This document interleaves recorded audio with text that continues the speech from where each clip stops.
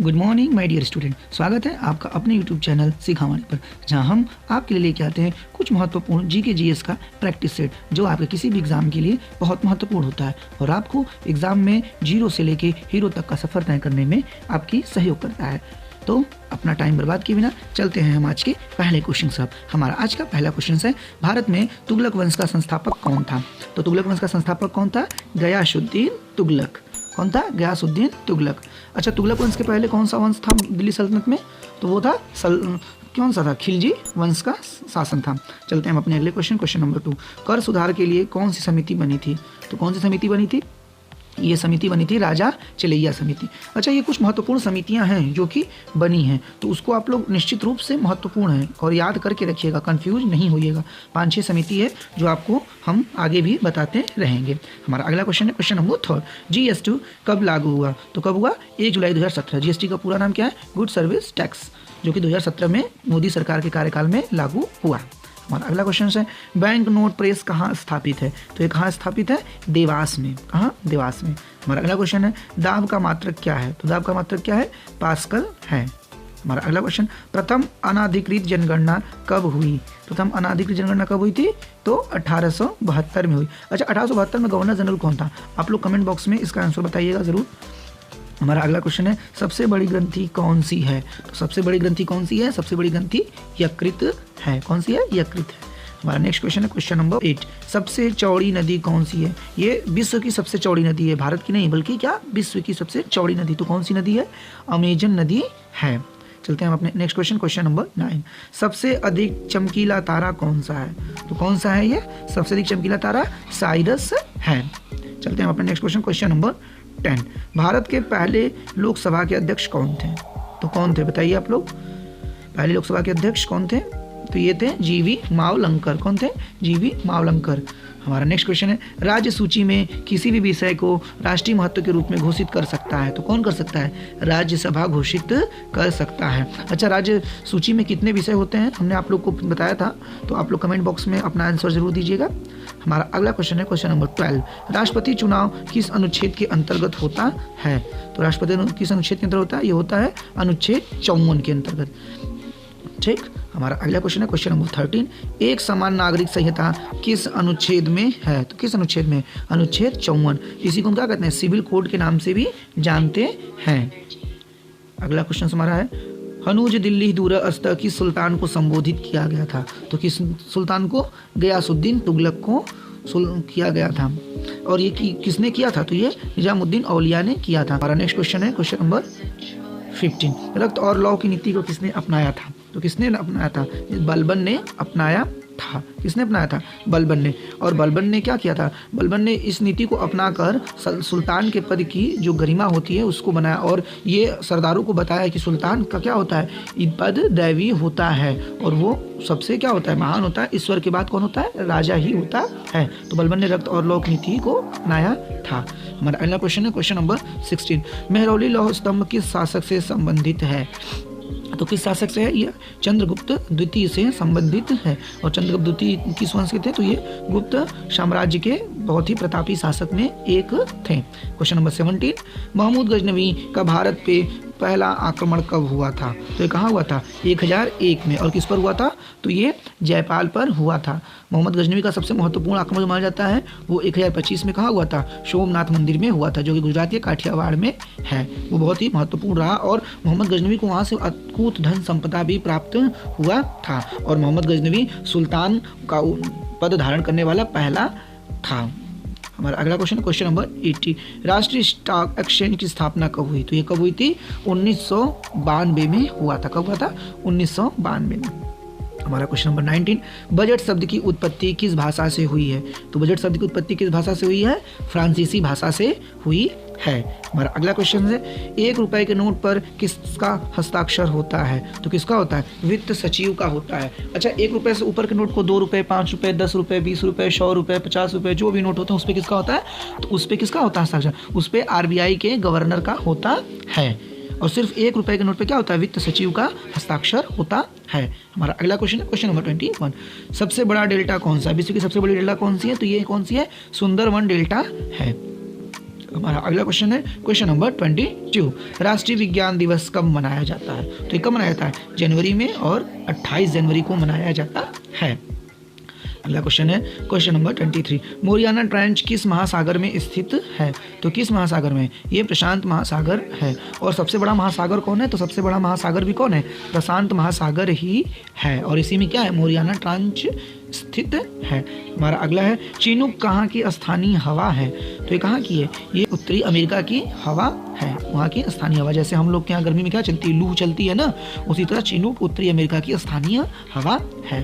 हमारा अगला क्वेश्चन है क्वेश्चन नंबर 25, आयन मंडल कितनी ऊंचाई तक होती है? तो आयन मंडल कितनी ऊंचाई तक होती है? 8 से 640 मीटर तक होती है, 80 से 640 मीटर तक। हमारा अगला क्वेश्चन है कागज उद्योग की स्थापना कहाँ हुई थी? तो कागज उद्योग की स्थापना कहाँ हुई थी? सेरमपुर में हुई थी। कहाँ हुई थी? सेरमपुर में हुई थी। हमारा अगला क्वेश्चन है सबसे गहरी झील कौन सी है? तो सबसे गहरी झील कौन सी है?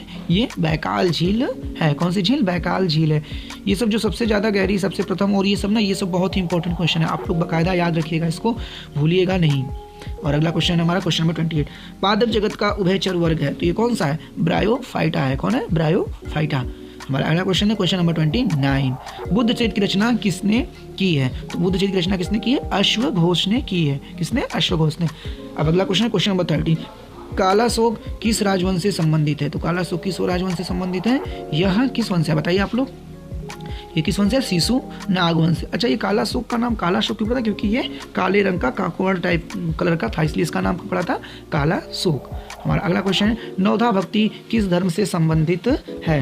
अब ये तो बहुत ही इजी क्वेश्चन है, इसका आंसर आप लोग को ज़रूर पता होना चाहिए। अगर नहीं पता है तो याद रखिएगा, ये वैष्णव धर्म से संबंधित है। बुद्ध को ज्ञान कहाँ प्राप्त हुआ? तो बुद्ध जी को ज्ञान कहाँ प्राप्त हुआ था? ये कहाँ हुआ था? बिहार के गया जिले में हुआ था। अगला क्वेश्चन हमारा क्वेश्चन नंबर 33, टॉर्नेडो कहाँ का चक्रवात है? तो टॉर्नेडो कहाँ का चक्रवात है? यह अमेरिका का है। हमारा अगला क्वेश्चन है क्वेश्चन नंबर 34, प्रथम जैन संगीति कहाँ हुई? देखिए, सबको ये पता है कि बौद्ध संगीति प्रथम कहाँ हुई, द्वितीय कहाँ हुई, तृतीय, चतुर्थ, लेकिन जैन संगीति बहुत कम लोग को पता है, और इसीलिए जो एग्जाम वाले आयोग हैं वो इस क्वेश्चन को दे सकती है। तो ये क्वेश्चन क्या है? आपका एक तरह से महत्वपूर्ण है, तो इसको जरूर आप लोग याद रखिएगा। हमारा इसका आंसर है कहाँ? पाटलिपुत्र में। कहाँ हुआ था प्रथम जैन संगीति? पाटलिपुत्र में। अगला हमारा क्वेश्चन है स्यादवाद किस धर्म से संबंधित है? तो स्यादवाद किस धर्म से संबंधित है? जैन धर्म से। ठीक। अगला क्वेश्चन है केंद्र राज्य संबंध किस देश से लिया गया है? केंद्र राज्य संबंध मतलब संघवाद किस देश से लिया गया? भारत के संविधान। तो किस देश से लिया गया? कनाडा देश से लिया गया है। हमारा अगला क्वेश्चन है क्वेश्चन नंबर 37, राज्यों का पुनर्गठन किस अधिनियम के तहत हुआ है? ये बहुत ही महत्वपूर्ण क्वेश्चन है आपके लिए। राज्यों का पुनर्गठन किस अधिनियम के तहत? तो ये किस अधिनियम के तहत हुआ था? 1956 के अधिनियम के तहत। अच्छा, इसके लिए कौन सा आयोग गठित की गई थी या किस आयोग की सिफारिश पर यह काम हुआ? ये आप लोग जरूर बताइए कमेंट बॉक्स में आंसर करके। अगला क्वेश्चन है लोलक का अधिकतम आवर्तकाल कितना होता है? तो कितना होता है लोलक का अधिकतम आवर्तकाल? ये होता है 84.6 मिनट, मतलब मान लिया जाए तो 85 मिनट्स। अगला है क्वेश्चन नंबर 39, विद्युत धारा का मात्रक क्या है? तो विद्युत धारा का मात्रक क्या है? एम्पियर है। क्या है? एम्पियर है। क्वेश्चन नंबर 40 आज का नेक्स्ट क्वेश्चन, महाभारत और रामायण का बंगला भाषा में किसने अनुवाद कराया? अब महाभारत का फारसी में कौन कराया ये तो सब लोग को पता है, लेकिन महाभारत और रामायण का बंगला भाषा में किसने अनुवाद कराया ये किसी को नहीं पता होगा, और इसलिए एग्जाम के दृष्टिकोण से क्या है? महत्वपूर्ण हो सकता है। तो ये कौन कराया था? नुसरत शाह ने कराया था। अगला क्वेश्चन, दिल्ली का एकमात्र सुल्तान जिसने अपनी आत्मकथा लिखी थी? दिल्ली का एकमात्र सुल्तान जिसने अपनी, आप लोग तुरंत सिकंदर लोदी पर जाएंगे क्योंकि वही अपना गुलरुखी नाम से क्या करता था? लिखता था, लेकिन इसका उत्तर सिकंदर लोदी नहीं है। कौन सा है? इसका उत्तर फिरोज शाह तुगलक है। आप लोग इसको ध्यान रखिएगा, कंफ्यूज नहीं होइएगा, क्योंकि लोग जैसे ही आत्मकथा या लिखने की बात आती है तुरंत आप लोग कहाँ जाते हैं? सिकंदर लोदी के पास जाते हैं। तो यहाँ पे इसका आंसर क्या है? फिरोज तुगलक ने अपनी आत्मकथा लिखा, और ये एकमात्र सुल्तान था दिल्ली सल्तनत काल में। अगला क्वेश्चन है क्वेश्चन नंबर 42, किस सुल्तान ने खुद को खलीफा घोषित किया? किसने किया था? मुबारक शाह खिलजी ने किया था।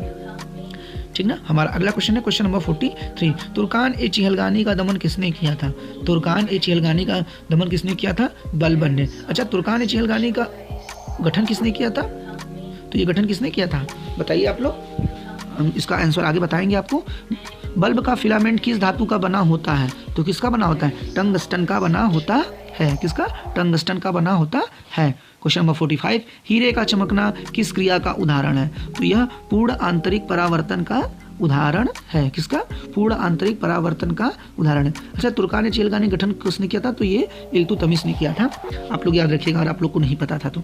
चलते हैं क्वेश्चन नंबर 46, वसुमित्र और नागार्जुन किस शासक के दरबार से संबंध थे? तो वसुमित्र और नागार्जुन कनिष्क प्रथम के शासन से संबंधित थे और कनिष्क को ही अशोक द्वितीय कहा जाता है और इसी के समय बौद्ध धर्म का चतुर्थ संगीति भी हुआ था। हमारा अगला क्वेश्चन है क्वेश्चन नंबर 47, मौर्य वंश का अंतिम शासक कौन था? तो मौर्य वंश का अंतिम शासक कौन था? बृहदत्त था। कौन था? बृहदत्त था। हमारा अगला क्वेश्चन है खारवेल किस वंश के शासक थे? तो खारवेल चेदी वंश के शासक थे। अच्छा, ये चेदी वंश का राज्य कहाँ था? तो ये कलिंग नरेश एक तरह से माने जाते थे और खारवेल की सत्ता कहाँ थी? कलिंग में ही थी। हमारा अगला क्वेश्चन है क्वेश्चन नंबर 49, गुप्त शासकों में किसने विक्रमादित्य की उपाधि धारण की थी? तो किसने की थी? चंद्रगुप्त द्वितीय ने किया था। हमारा अगला क्वेश्चन है क्वेश्चन नंबर 50, प्रथम वाकाटक राजा कौन था? प्रथम वाकाटक राजा कौन था? तो विंध्य शक्ति था। हमारा अगला क्वेश्चन है परमाणु का सिद्धांत किसने दिया है? परमाणु का सिद्धांत किसने दिया है? तो ये दिया है डाल्टन ने। अगला क्वेश्चन है विश्व का सबसे बड़ा महाद्वीप कौन सा है? तो विश्व का सबसे बड़ा महाद्वीप एशिया महाद्वीप है, जिस एशिया द्वीप में हम रहते हैं। हमारा अगला क्वेश्चन है क्वेश्चन नंबर 53, फिलीपींस की राजधानी क्या है? फिलीपींस की राजधानी मनीला है। अच्छा, मनीला किसका हेडक्वार्टर है? ये आप लोग कमेंट बॉक्स में लिख के बताइए तो फटाफट, हमने आपको करंट अफेयर क्लास में बताया था। अगला क्वेश्चन में क्वेश्चन नंबर 54, वह ताप जिसमें कोई पदार्थ गलना शुरू होता है वह क्या कहलाता है? तो क्या कहलाता है? गलनांक कहलाता है। हमारा अगला क्वेश्चन है क्वेश्चन नंबर 54, सबसे लंबी अस्थि कौन सी है मानव शरीर में? मानव शरीर में सबसे लंबी अस्थि कौन सी है? फीमर। और ये फीमर कहाँ की अस्थि है? तो ये जांघ की अस्थि होती है। हमारा अगला क्वेश्चन है क्वेश्चन नंबर 56, शरीर में रुधिर की मात्रा कितना होता है? तो शरीर में रुधिर की मात्रा कितना होता है? 5.5 लीटर होता है। हमारा अगला क्वेश्चन है क्वेश्चन नंबर 57, भारत रत्न पुरस्कार की स्थापना कब हुई थी? तो भारत रत्न पुरस्कार की स्थापना कब हुई थी? 1954 में हुआ था। कब हुआ था? 1954 में। हमारा नेक्स्ट क्वेश्चन है सीआरपीएफ का मुख्यालय कहाँ हुआ था? कहाँ है? तो सीआरपीएफ का मुख्यालय कहाँ है? न्यू दिल्ली में। अच्छा, सीआरपीएफ का गठन कब हुआ था? तो ये पहली बार कब हुआ था? 1939 में। और किस एक्ट से ये उस समय 1939 में किस नाम से? तो ये रिप्रेजेंटेटिव पुलिस के नाम से थी। और सीआरपीएफ इसका नाम कब पड़ा? ये हम आप लोग को करंट अफेयर्स की क्लास में बताए थे, आप लोग को जरूर पता होना चाहिए। तो आप लोग इसका कमेंट बॉक्स में करिए किस एक्ट के द्वारा इसका नाम सीआरपीएफ पड़ा। अगला क्वेश्चन है दूसरी पंचवर्षीय योजना पर किस पे मुख्यतः फोकस किया गया? तो किस पे किया गया था? ये भारी उद्योगों पर द्वितीय पंचवर्षीय योजना पे जोर दिया गया था। हमारा आज का next question question number 60, mid day meal की शुरुआत कब हुई? तो मिड डे मील की शुरुआत 1995 में हुई थी। और ये क्या है? एक मध्य काल के समय स्कूल में भोजन है जो कि बच्चों को प्रदान किया जाता है। क्वेश्चन नंबर 61, कश्मीर में श्रीनगर नामक नगर की स्थापना किसने किया था? तो किसने किया था? अशोक ने। अशोक किस राजवंश का था? तो ये मौर्य वंश का शासक था और बौद्ध धर्म का अत्यधिक ही अनुयायी या कहा जाए घोर अनुयायी के रूप में था। और इसने क्या किया था? युद्ध घोष के जगह धम्म घोष करने का घोषणा किया था। हमारा अगला क्वेश्चन है क्वेश्चन नंबर 62, अर्थशास्त्र में सीता अध्यक्ष किस विभाग का अध्यक्ष था? तो सीता अध्यक्ष किस विभाग का अध्यक्ष था? तो ये कृषि का। अच्छा, अर्थशास्त्र किताब की रचना किसने की है? तो अर्थशास्त्र किताब की रचना किसने की है? कौटिल्य ने किया है, जिनका नाम चाणक्य भी है। हमारा अगला क्वेश्चन है क्वेश्चन नंबर 63 क्या? आपात उपबंध कहाँ से लिया गया है? तो आपात उपबंध कहाँ लिया गया भारतीय संविधान में? तो ये जर्मनी से लिया गया है। हमारा अगला क्वेश्चन है संविधान का जनक किसे माना जाता है? तो संविधान का जनक किसे माना जाता है? तो ये माना जाता है BR अम्बेडकर जी को माना जाता है। हमारा नेक्स्ट क्वेश्चन है क्वेश्चन नंबर 65, सांची का स्तूप किसने बनवाया है? तो सांची का स्तूप किसने बनवाया? यह अशोक ने बनवाया है। हमारा अगला क्वेश्चन है 16, अच्छा जेतवन विहार कहाँ स्थित है? ये जवाब आप लोग दीजिए, आप लोग को पता होगा। तो जेतवन विहार कहाँ है? श्रावस्ती में। और श्रावस्ती में ही सर्वाधिक इन्होंने शिष्य बनाया, श्रावस्ती में ही सर्वाधिक उपदेश दिया। मतलब जिसमें गौतम बुद्ध से रिलेटेड सर्वाधिक आएगा सब कहाँ होगा? श्रावस्ती में ही माना जाएगा। ये ट्रिक है कि जिसमें गौतम बुद्ध से रिलेटेड सर्वाधिक की बात आई वो उसका आंसर क्या होगा? श्रावस्ती ही होगा। चलते हैं क्वेश्चन नंबर 67 की तरफ। भारतीय संविधान में अखंडता शब्द कब जोड़ा गया? तो ये कब जोड़ा गया? 1976 में। अच्छा, किस संविधान संशोधन के द्वारा जोड़ा गया? तो ये किस संविधान संशोधन से जोड़ा गया? ये 42वें संविधान संशोधन के द्वारा जोड़ा गया। हमारा अगला क्वेश्चन है क्वेश्चन नंबर 68। प्रारूप समिति के अध्यक्ष कौन थे? तो प्रारूप समिति के अध्यक्ष कौन थे? B R Ambedkar. हमारा अगला क्वेश्चन है क्वेश्चन नंबर 69। मौर्य काल में शिक्षा का सर्वाधिक प्रसिद्ध केंद्र था। बताइए आप लोग, मौर्य काल में शिक्षा का सर्वाधिक प्रसिद्ध केंद्र कौन सा था? तो ये कौन था? तक्षशिला। कौन था? तक्षशिला। अगला क्वेश्चन, गुप्त शासकों में रजत मुद्रा सर्वप्रथम किसने जारी किया? तो गुप्त शासकों में रजत मुद्रा सर्वप्रथम चंद्रगुप्त द्वितीय ने जारी किया था। हमारा अगला क्वेश्चन है, भारतीय साहित्य में लिखित कौशेय किससे संबंधित है? तो भारतीय साहित्य में लिखित कौशेय किससे संबंधित है? यह रेशमी वस्त्र से संबंधित है। कौशेय रेशमी वस्त्र। अगला, पंचतंत्र किसकी रचना है? तो पंचतंत्र किसकी रचना है? विष्णु शर्मा की। अगला क्वेश्चन, भारत के अंतरिम सरकार में वाणिज्य विभाग किसके पास था? तो ये किसके पास था? आई चुंदरीगढ़ के पास था। किसके पास? आई चुंदरीगढ़ के। अगला क्वेश्चन हमारा है क्वेश्चन नंबर 74। भारत में कुल कितने मान्यता प्राप्त स्टॉक एक्सचेंज हैं? तो कुल कितने मान्यता प्राप्त स्टॉक एक्सचेंज हैं? ये कुल 23 स्टॉक एक्सचेंज हैं जिनको भारत सरकार ने क्या किया है? मान्यता दिया है। हमारा अगला क्वेश्चन है क्वेश्चन नंबर 75। मुद्रा राक्षस किसकी रचना है? तो मुद्रा राक्षस किसकी रचना है? ये विशाख दत्त की रचना है। बहुत ही महत्वपूर्ण बुक है, याद रखिएगा आप लोग। अगला क्वेश्चन है क्वेश्चन नंबर 76। गुप्त काल में सर्वाधिक विकास किस धर्म का हुआ था? तो किस धर्म का हुआ था? ये पौराणिक धर्म का विकास हुआ था। हमारा अगला क्वेश्चन है क्वेश्चन नंबर 77। बोधि वृक्ष का नष्ट किसने किया? तो बोधि वृक्ष को नष्ट किसने किया? ये शशांक ने किया। अच्छा, शशांक किस धर्म का अनुयायी था? तो ये क्या था? कट्टर शैव का धर्म का क्या था? अनुयायी था। इसीलिए इसने शैव धर्म के अनुयायी या धर्मांता में यूँ कहा जाए तो इसने बोधि वृक्ष को क्या किया था? नष्ट कर दिया था। अगला क्वेश्चन है क्वेश्चन नंबर 78। तुलसीदास जी किसके समकालीन थे? तो किसके समकालीन थे? अकबर के समकालीन थे और इन्होंने क्या किया? रामचरितमानस की रचना भी की। अगला क्वेश्चन है, नाबार्ड की स्थापना कब हुई? तो नाबार्ड की स्थापना कब हुई? 12 जुलाई 1982 का। अच्छा, नाबार्ड का काम क्या है? तो नाबार्ड कृषि के लिए वित्त प्रदान करता है। हमारा अगला क्वेश्चन है क्वेश्चन नंबर 80। इकबाल सम्मान किस राज्य सरकार द्वारा दिया जाता है? तो इकबाल सम्मान मध्य प्रदेश सरकार द्वारा दिया जाता है। अच्छा, ये किस रूप में दिया जाता है? तो ये उर्दू भाषा के लिए दिया जाता है। उर्दू भाषा में अच्छे लेखन के लिए क्या इकबाल सम्मान दिया जाता है मध्य प्रदेश सरकार द्वारा। हमारा अगला क्वेश्चन है क्वेश्चन नंबर 81। रविंद्रनाथ टैगोर जी को नोबेल पुरस्कार कब मिला? तो कब मिला था? 1913 में। अच्छा, ये किस बुक के लिए मिला था? आप लोग को पता होगा, बताइए आप लोग जवाब। अगला क्वेश्चन नंबर 82। मनसबदारी प्रणाली किसके समय शुरू हुआ था? तो किसके समय हुआ था? अकबर के समय शुरू हुआ था। हमारा नेक्स्ट क्वेश्चन है, मजहर किस वर्ष जारी किया गया? तो मजहर 1579 में जारी किया गया। हमारा नेक्स्ट क्वेश्चन है क्वेश्चन नंबर 84। ग्रैमी पुरस्कार किस क्षेत्र में दिया जाता है? तो ग्रैमी पुरस्कार संगीत के क्षेत्र में दिया जाता है। हमारा नेक्स्ट क्वेश्चन है क्वेश्चन नंबर 85। डान समाचार पत्र कहाँ की पत्रिका है? तो ये कहाँ की? हमारे पड़ोसी मुल्क पाकिस्तान की ये समाचार पत्र है। हमारा अगला क्वेश्चन है क्वेश्चन नंबर 86।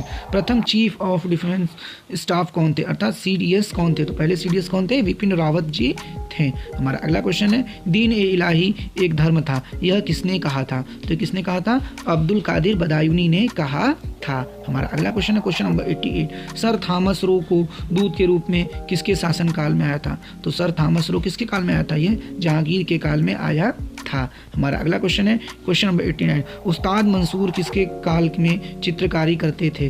उस्ताद मंसूर किसके काल में चित्रकारी करते थे? जहांगीर। और जहांगीर के काल को मुगल काल का चित्रकारी का क्या कहा जाता था? गोल्डन टाइम कहा जाता था। हमारा आज का अंतिम क्वेश्चन है, कूका आंदोलन किससे संबंधित था? तो कूका आंदोलन बाबा गुरुराम सिंह से संबंधित था। और आज हमारे क्वेश्चंस का जो कलेक्शन था वो खत्म हो चुका है और हम आज की क्लास को यही विराम देंगे।